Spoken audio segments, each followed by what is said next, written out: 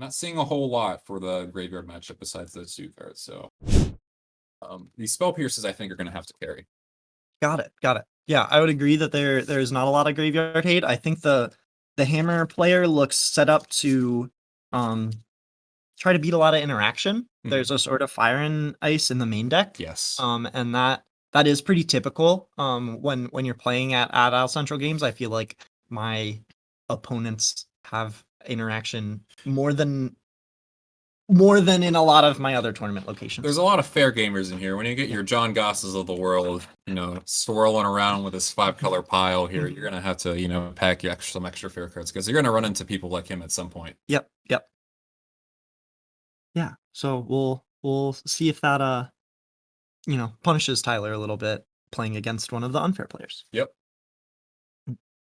See that Tyler won the die roll, and I believe that's an Expedition Windswept Heath in play. Wade drew and played a Spire Bluff Canal. And passed it back, it looks like. So we got no 1-drop out of the hammer player or no, say like Ornithopter or Mennonite, so this is interesting. I think it's probably going to be a Stoneforge Mystic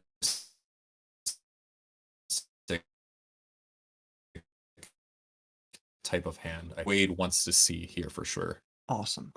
So Tyler got a Hallowed Fountain tapped in Wade's end step and is going to his second turn.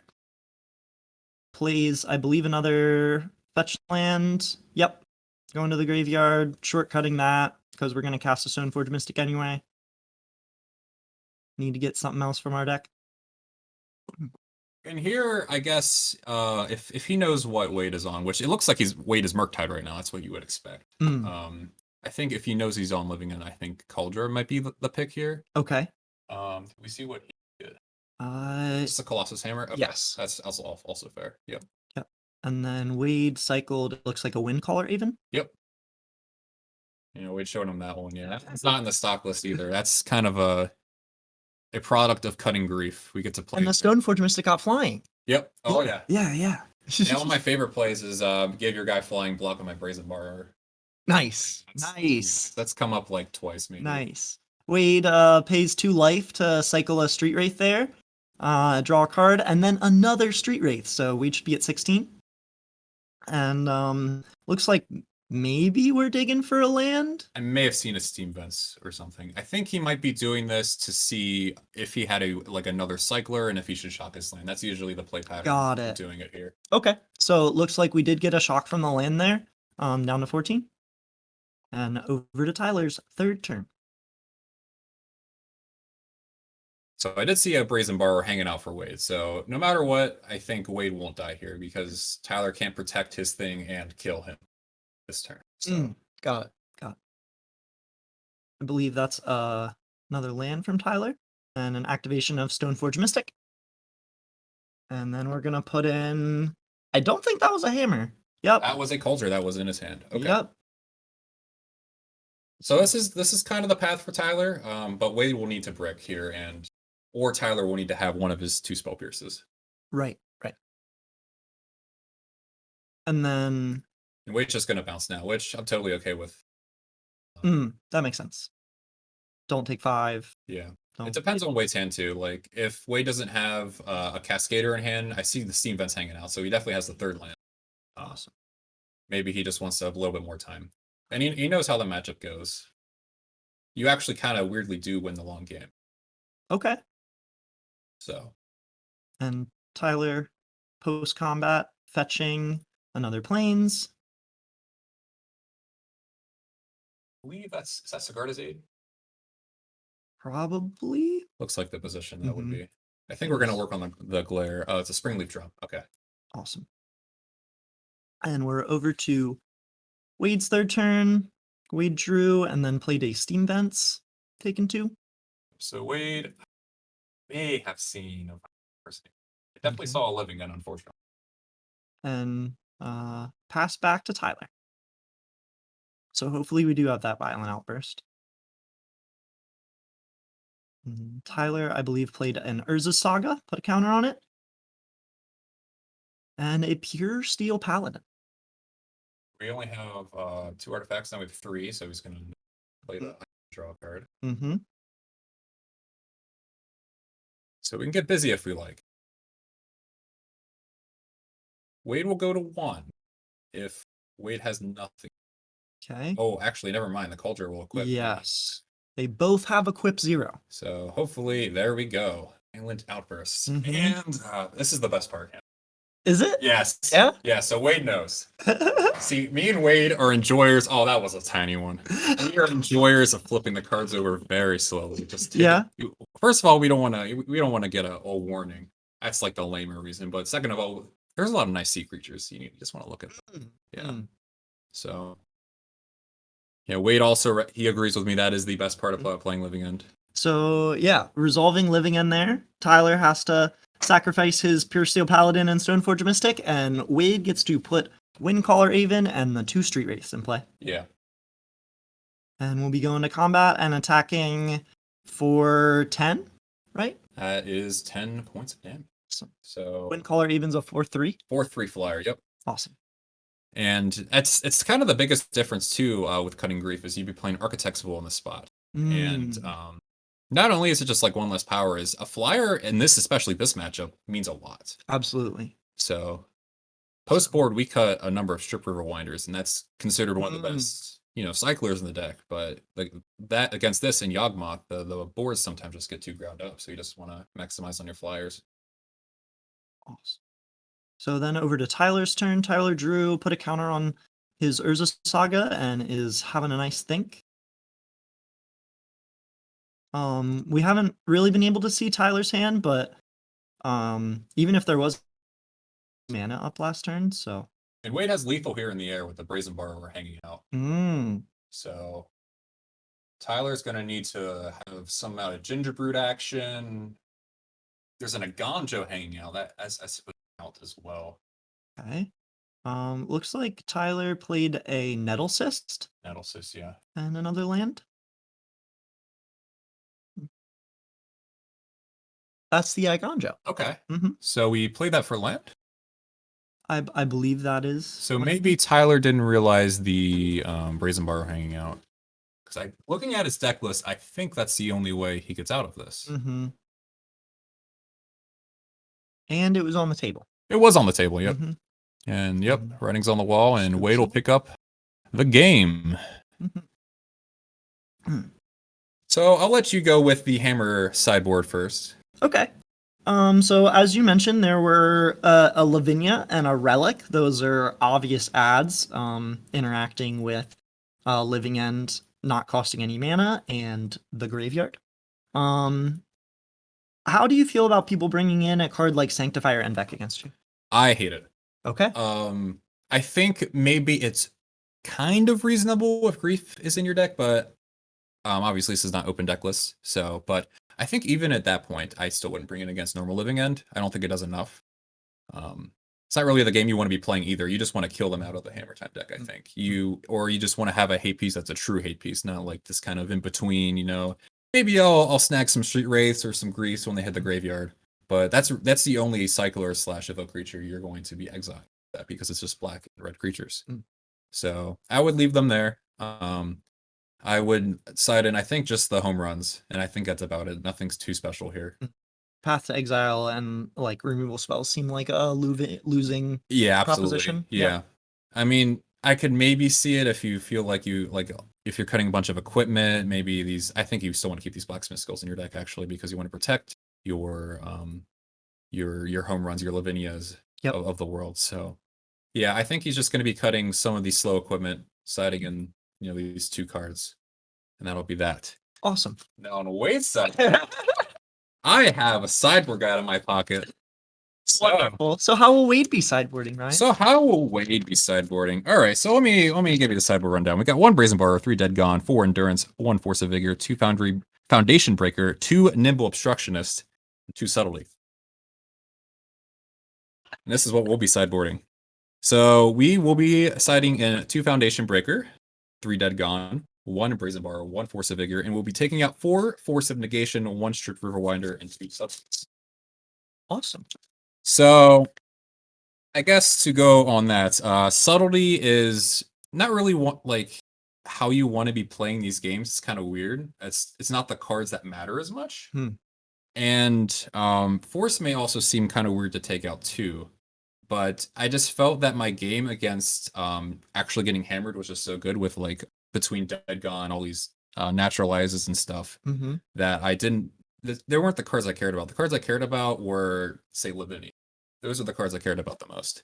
So, and something's got to give, and our plan A is still very good. So we got to take out our some part of interaction. And Brazen Borrower is still a lot better than Force of Negation in this matchup. So, yep, that's pretty much it. Nice. Yeah, sea creatures. Yeah. Yeah. And a lesson in playing from ahead. Yes. When you are favored in a matchup, just naturally play into it. Don't like feel like you need to have force for your opponent's hammer when you're already set up to beat that. Yeah. Yeah. And awesome. There was a problem when I started playing this deck too, when I was playing against this deck, and I was like, oh man, I can't kill these creatures consistently enough. I'm just losing to them. So attack, what is the problem? I guess is the lesson here. And don't bring in, say, if you had like 5 naturalizes in your sideboard or something like that, don't have that. You don't need that many. Awesome. So players drawing their opening hands.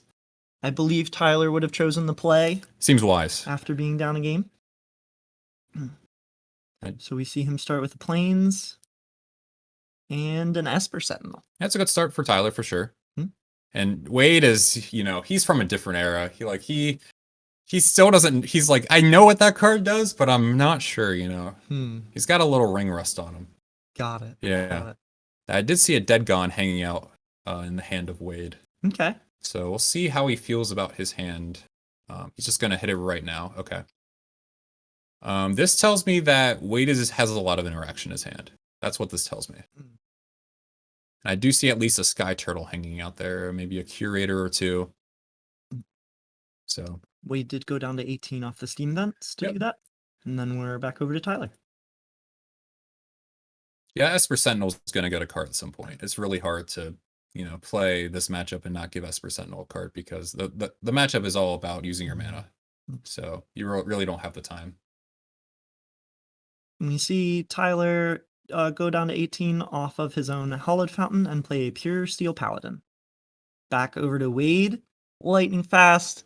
Wade plays a Misty Rainforest. And we're over to Tyler's turn. I think this will be determined on how good Tyler's turn here is. I think Wade actually has 2 Sky Turtles hanging out. Seems pretty hard to connect through. Yeah. Pure Steel Paladin, though, is I think one of the best cards to have here because at least you'll be drawing a bunch of cards if you play a bunch of hammers. I believe this is what that is. Yep. Card.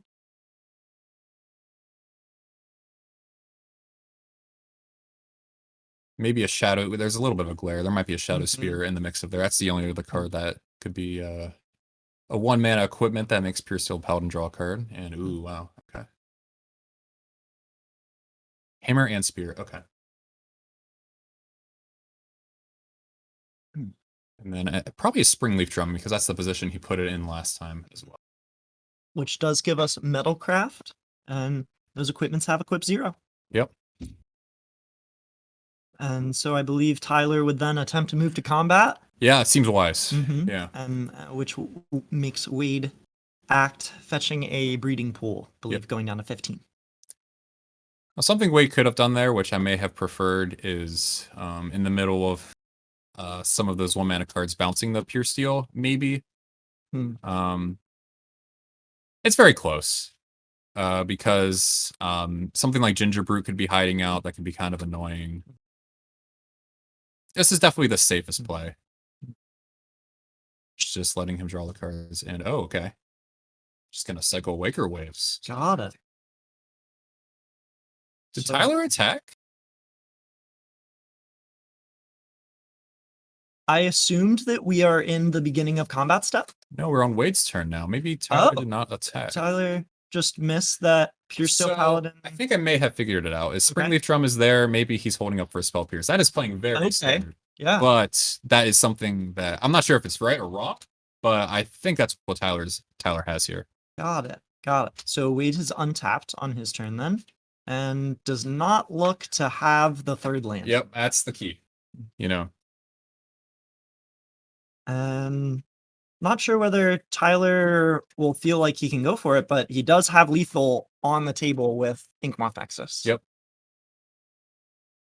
And it looks I like think that's he'll looking feel booted up. comfortable if he has that Spell Pierce in hand. Mm. But he'll actually, I would say, get got, but wait to live another turn because Colossal Sky Turtle is a channel ability. Mm. So we'll be able to survive here. I also see a Force of Vigor hanging out for Wade, which can be paid through the Spell Pierce. So that is another way. Very cool. It looks So like that is then- what he's gripping here. Okay. So then does Tyler win with a blacksmith skill? Maybe. Depends on what Wade targets. Okay. Because what Tyler can do if he has Blacksmith skill plus Spell Pierce is win through this. Right, absolutely. But it would be a very heads up play. You would Spell Pierce this. And it looks like we're Force of Vigoring the Inkmoth Nexus and the Springleaf Drum is what I saw pointed to, but That's actually a relic. oh, got it. And that So- then makes sense to Force of Vigor. Yes. So then we're gonna blacksmith skill the Inkmoth Nexus. And we're go let it slow.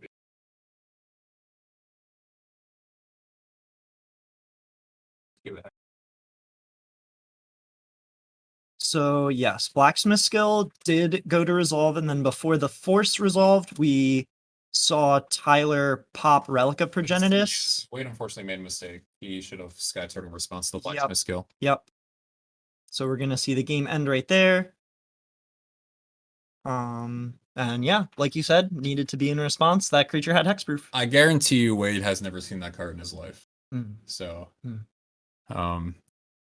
it's a little bit of his ring rust, you know. You gotta shake it off. you know? Yep. That's why we got a game 3, right? Yeah, exactly. He's Wade's giving him a chance, you know. So I'm happy to see that blacksmith skill was still in the deck. I think it's easy to maybe like we discussed, bring in Sanctifier that's not as good in the matchup instead of cards that don't look as important, but Tyler's got the blacksmith skills to make sure that his Lavinia stay in play and his Inkmoth Nexuses connect for lethal. Yeah, I think that's really good sideboarding by Tyler. If that is 100% what he did, I think that is very heads up. Because especially I think normally when you play against Living End too, is they don't have a lot of interaction compared to what we're bringing. But they do have Sky Turtle, which is like kind of stuck. And I think it's just, very heads up that the Sanctifier does nothing. All these other cards don't really do nothing. And hey, maybe Tyler even brought in the other two in a sideboard. He has 2 more blacksmith skills in a sideboard. So maybe they came in as well. If he knew that, like, especially because your interaction is 2 mana. It's like blacksmith skill, countering it for 1 mana, keeping your card in play. It's very easy to, or it's hard for the Living End deck to have a second piece of interaction. Like it needs to be turn 4 for that to happen, or one of them to be dead gone. So Yep. But we do get to see Wade play one on the play. Yep. Should be good for him. Players shuffling up.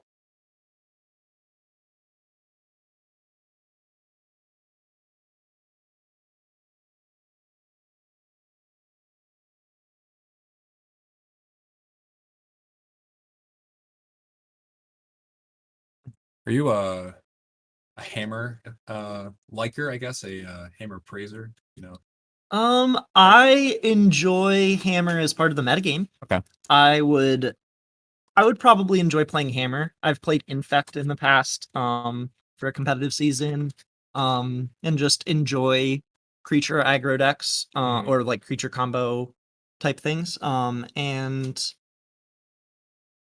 I just owned the other parts of Modern, and it would be a lot of investment to have access to the Hammer deck right now. That makes sense. Yeah, it's kind of one of the worst things about Modern compared to something like Pioneer. Yeah. Is just card availability. We see Wade start his first turn with, I believe, a Botanical Sanctum, passed over to Tyler. Tyler played Inkmoth Nexus, and then That is a Springleaf Drum. thank you. Which is the I was hoping it was not a relic. Put it that way. Yeah. And then we saw Wade cycle a Windcaller Aven and move to his second turn. Scalding Tarn. Let's take a look at Wade's hand here. I think I got a Force hanging out, a Brazen Borrower.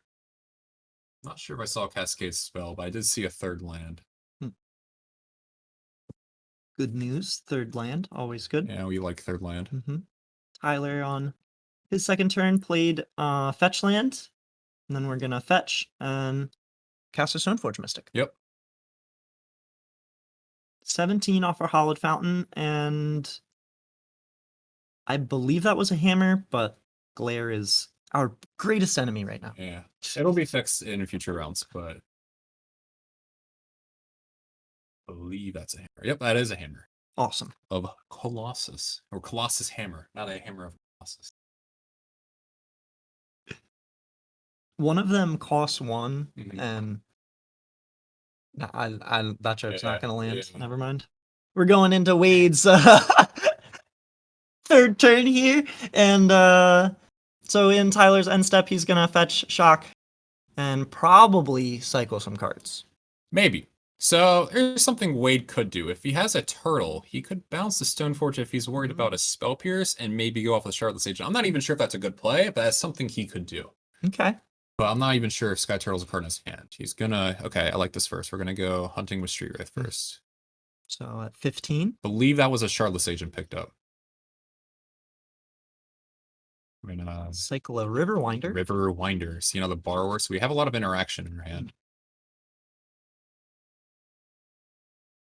And we are going to take a think, it looks like. I think this might be a Force of Vigor pause. I'm not sure, but nah. Okay. Only one. Untapping. In play. Going to turn 3. So now if I was Wade, and if he does in fact have a Cascader, I see 2 Brazen Borrowers and a Dead Gun. That's what I do see for sure. I think I would chill out. I want to tag a little bit off of this living in. Running into a Spell Pierce here could mean you just die next turn. To like the crazy combination of stuff, but you know, Cigar is a double hammer, you die. So playing a Misty Rainforest and having a nice think, maybe making sure not to die to exactly that, and sends it back to Ty. Yeah, I'm not 100% sure if I still have Force of Vigor in his hand either, so that would protect against what I said before with the double hammer and the Scar's Aid, but as far as the cards I do know, I like passing here if I'm Wade.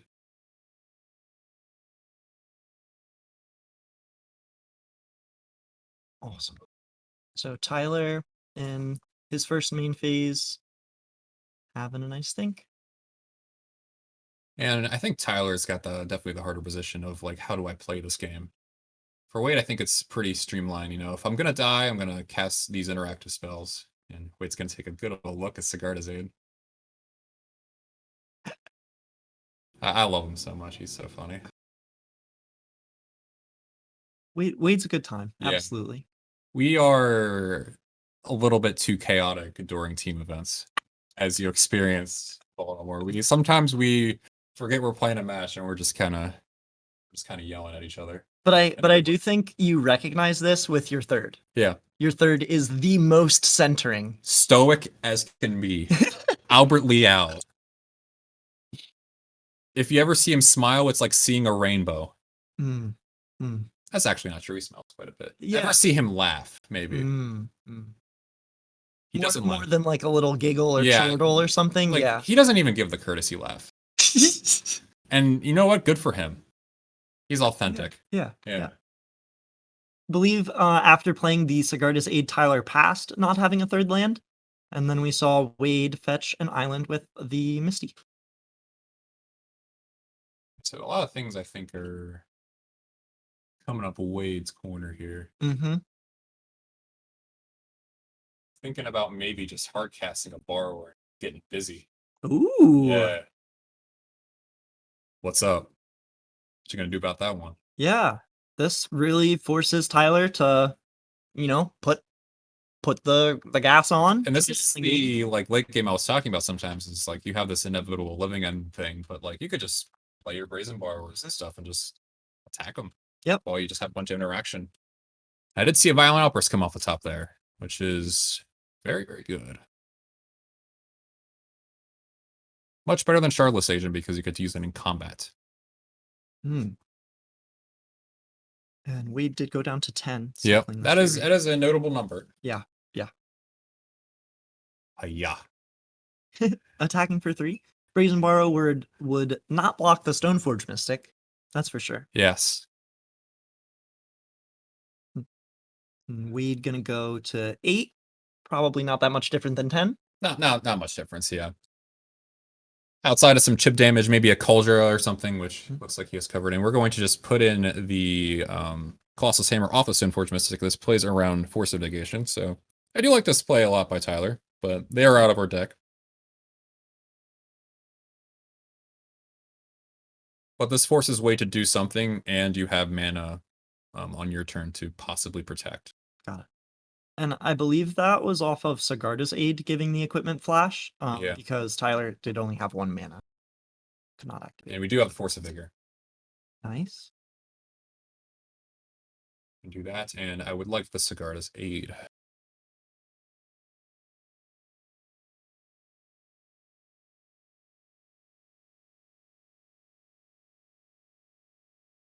Balls in Tyler's court. We only have 1 colored mana to do something, but we see another hammer, which is very interesting. Oh. Okay. There's a world where Wade could die here. I think I would have dead the thing at the Stoneforge Mystic at the end of turn, because if we were just have Auron Borrower, then this could be bad, because if we have Spell Pierce here, we could die. Okay. We're gonna see Violent Outburst, There's Cascade some- trigger. Yeah. Yeah. Unfortunately, I do think that is going to be it.